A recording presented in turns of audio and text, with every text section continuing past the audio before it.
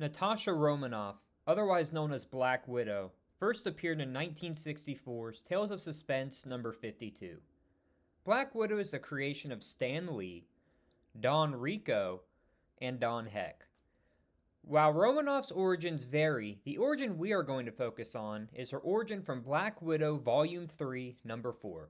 Before we get to that, however, we need to discuss how she ultimately ended up in the Red Room. In Black Widow Deadly Origin Number 1, we find out that a fire broke out in a building where Natasha and her mother were living when Natasha was a kid. In an attempt to save Natasha from the fire, she threw her out the window and into the hands of Ivan Petrovich, a Russian soldier who was standing just outside the building. Petrovich would take care of Natasha as she grew older. Natasha would then be enrolled in the USSR's Black Widow Ops program at the Red Room facility. This program not only trained Natasha to have the skills of the Black Widow, but she was also biotechnologically and psychotechnologically enhanced to give her longer youth. Natasha would eventually be arranged to marry Alexei Shostakov, otherwise known as Red Guardian, and the two would serve in the KGB. Natasha would not clash with Iron Man until Tales of Suspense number 52, where she was hired to assist in the assassination of Professor Anton Vanko by infiltrating Stark Industries. After this attempt failed, Natasha would seek out the help of a well-known archer named Hawkeye in Tales of Suspense number 57, where the two would battle against Iron Man multiple times in the comics. The two got close to defeating Iron Man in Tales of Suspense number 64, but when Black Widow was injured in the battle, Hawkeye retreated in order to get her to safety. This resulted in Natasha beginning to defect from the Soviet Union and ultimately saw Hawkeye seek membership to the Avengers in Avengers number 12. Natasha would first begin associating with the Avengers when she helped them defeat the Sons of the Serpent in Avengers number 32 to 33. Natasha would ultimately make a bid to join the Avengers in Avengers number 36, helping them against the Ultroids. Natasha would ultimately decline membership to the Avengers, however, when Nick Fury hired her to spy on her former Soviet masters as an agent of S.H.I.E.L.D. in Avengers number 38. This resulted in Natasha being sent on a mission to China, where she would be confronted by her former husband, Red Guardian. The Avengers showed up to help Natasha as she was severely wounded in battle, which resulted in her being taken back to the Avengers mansion to recover. Natasha would then team up with the Avengers once again to help defeat Egghead in Avengers number 63. Following this mission, however, Natasha would then choose to go solo. Natasha would face many villains while she went on her solo journey, including the Astrologer and Watchlord, but she would not go solo for long, as she would team up with Daredevil during the events of Daredevil number 81 to number 124.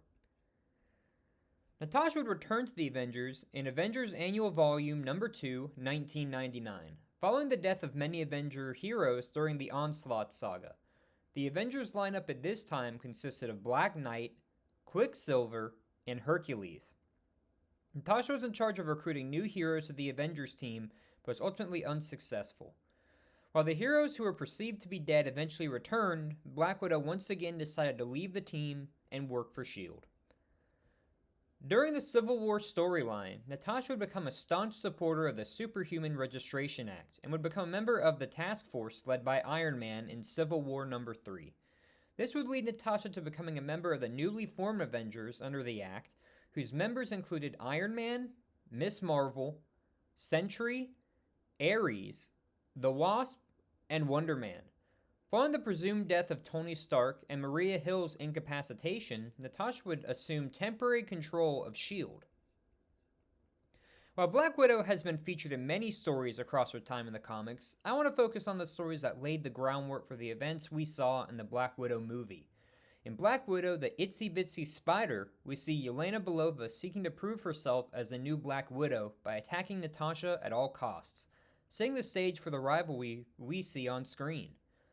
In Black Widow number 1, S.H.I.E.L.D's Most Wanted, we see Natasha on the run from Iron Man and S.H.I.E.L.D., similarly to her being on the run from the government following Civil War in her movie.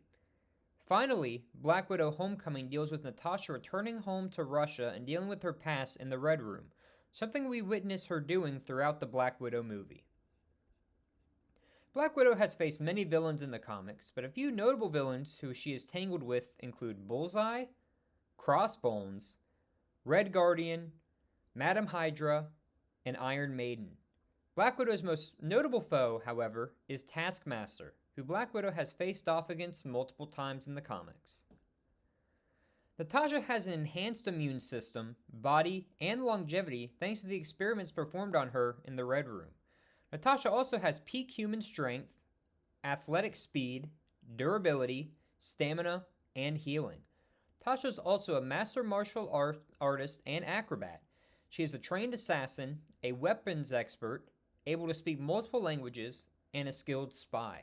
The Black Widow suit is made of a synthetic stretch fabric which has been augmented to resist external dangers and also contains micro suction cups which allows her to scale buildings and hang from ceilings. Her gauntlets are wrist cartilages which contain tear gas pellets, a radio transmitter, and a fire spring loaded cable. The gauntlets also allow her to perform the Widow's Bite attack, which allows Natasha to stun her opponents with a highly potent electric shock of about 30,000 volts. Black Widow's belt holds metal discs, which can be used as explosives, and her grappling hook allows her to swing from rooftop to rooftop. Black Widow made her first television appearance in 1966's Marvel's Superheroes, where she would appear in the Iron Man portion of the show. Black Widow would also appear in Iron Man Armored Adventures, Avengers Earth's Mightiest Heroes, Avengers Assemble, and Marvel's Future Avengers.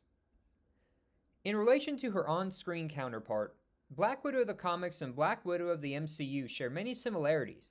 It is actually one of the few characters we have looked at so far whose story actually closely aligns with her comic origins. Two major differences, however, is that in the MCU, Red Guardian was Black Widow's adopted father, while in the comics, he was her husband. Additionally, Black Widow started off working for S.H.I.E.L.D., but ultimately became one of the key members of the Avengers. When the comics, she was a more consistent member of S.H.I.E.L.D. and would consistently leave the Avengers multiple times.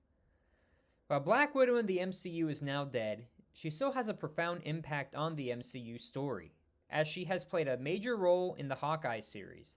And with both Yelena Belova and Red Guardian set to return in Thunderbolts, I expect her name will be brought up multiple times.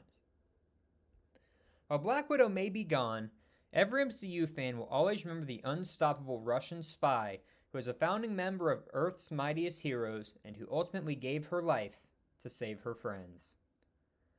Thank you all for watching MCU Comic Origins Black Widow. I want to quickly say that while we did cover a lot of the Black Widow story in this episode, and moving forward, just so you all are aware, I will not be covering every single story these characters have appeared in, because I want to really focus on the stories that are sort of pertinent to their inclusion in the Avengers, and any stories that relate to their on-screen counterparts. There are a lot of other videos on YouTube that if you want to get a full, super big picture, in-depth look at every single story that Black Widow and other Avengers are going to talk about have appeared in, I recommend you go check out Variant Comics as one channel, and there are a lot of other channels that give a more in-depth view. So if you are a comic fan and really want to get more in-depth look at the comics themselves, I recommend you go check them out. But if you are an MCU fan like me, and you just want to hear about their origins from the MCU and where some of the MCU stories were based off of, this is a video for you. So just want to put that out there. If you want more Black Widow story, please go check out some other videos and go check out some websites. Just do a quick Google search and you should be able to find a lot of comic recommendations for comics you can check out. There's a pretty cool subscription service on Marvel.com where you can read all of these comics as well. I just want to plug real quick, not paid for by Marvel or anything like that. But if you want more Black Widow or more any MCU character content and you really want to figure out more about their origins, I recommend you go and check that out. Anyways, next time we'll be moving on to an entirely new superhero franchise within the MCU, and we'll be starting off with another one of the biggest heroes from the MCU. So please make sure to like, comment, subscribe, share this video with a friend, and I hope to see you all in the next episode. Take care.